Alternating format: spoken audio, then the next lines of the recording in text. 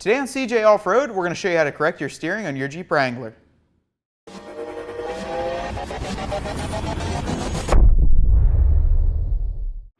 The factory steering linkage on your JK is great if you have stock ride height, but if you've lifted your vehicle and are noticing some steering issues, then you might want to look at this JKS Draglink Flip Kit fitting your 2007-2018 Jeep Wrangler.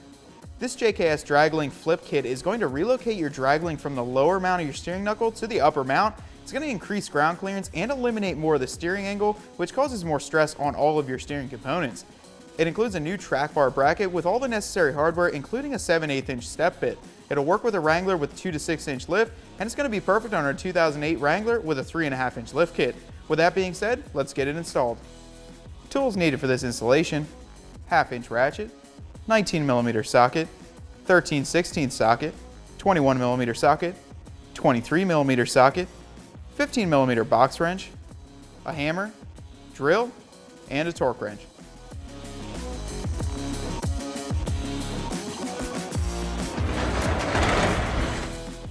This JKS Draglink Flip Kit is really going to address some of the issues that we've been facing with our 08 Wrangler. Now, if you have death wobble or anything of that nature, or your steering doesn't seem as tight as it used to be before you lifted your Jeep, then this is a great part to look into. It's going to flip the knuckle of the factory draglink, get this end removed, and relocate it on the top of this knuckle here. Once the draglink is relocated to the top of the knuckle, it's going to reduce the steering angle on your Jeep. It's a lot less stress on your steering box, on your pitman arm, and basically your entire front end. This kit comes with a new track bar bracket too, just in case you're going to reuse the factory track bar. That way it's up farther and creates a better ride quality and keeps your axle centered from left to right. Before we get started with the installation, there's a couple things I wanted to talk about. We already are running an aftermarket track bar, which is adjustable down here at this end, allowing us to keep our axle from left to right centered. If you don't have an aftermarket track bar, it's a really great idea to use the supplied JKS track bar relocation. Simply slides over the axle tube, you get a U-bolt that attaches here, and then you put your factory track bar in this upper mount here. It's a really nice kit. However, since we already are running an aftermarket track bar, it's not necessary, so we're going to skip that part of the installation. As far as the draglink goes, we're going to start on this steering knuckle end here and get that bolt removed. First step in this installation is to remove the nut on the top of the knuckle here. This is going to loosen up your draglink and allow this end to be removed. It removes with a 21mm socket.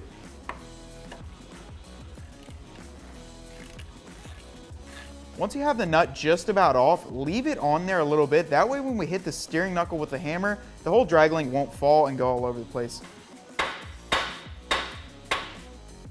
Now with that dropped down, remove the nut and you can pull the draglink off. With the end of the draglink removed from the steering knuckle, we're going to loosen up the collars here. That way we can spin this half out. This uses a 15mm socket or a ratchet wrench like we have. Now we can unthread the draglink from the collar up there. Now the draglink is reverse threaded, meaning you'll have to turn it right to loosen it up.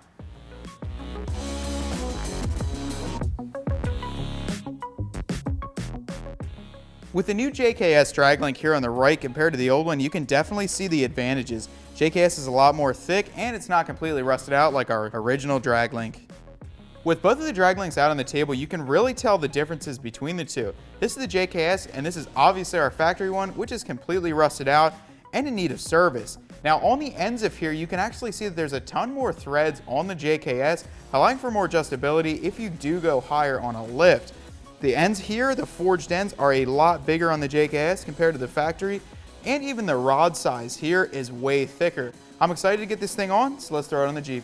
In order to relocate the draglink onto the top of the knuckle, you have to drill out the knuckle to 7/8 inch. Now it does come with a step bit to do this and a tapered sleeve to go in. To make things a little bit easier, we're going to remove this wheel and tire. That way we can get in there with the drill and really get it done nicely.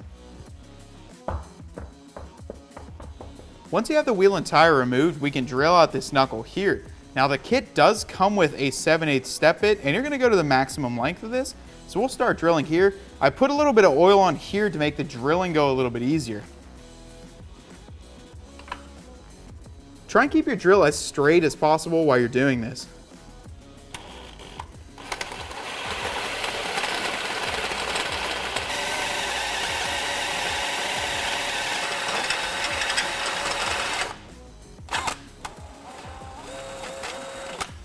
With that hole completely cleaned out, we can put the tapered sleeve into there. Simply slide it on.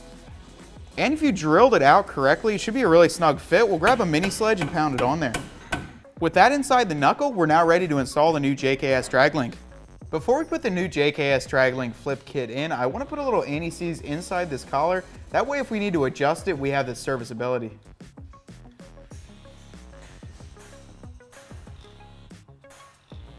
Once the anti-seize is on there, you're ready to install the Draglink. Now, like I said before, it is reverse threaded, so you're going to have to turn it left to tighten it on.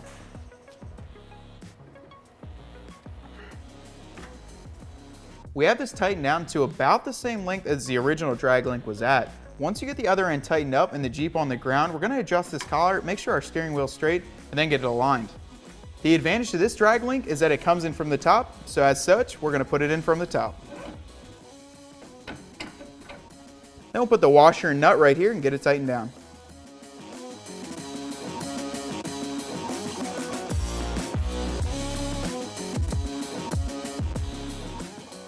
After that's snugged up, we're going to torque it down to the manufacturer's spec. It's 63 foot-pounds.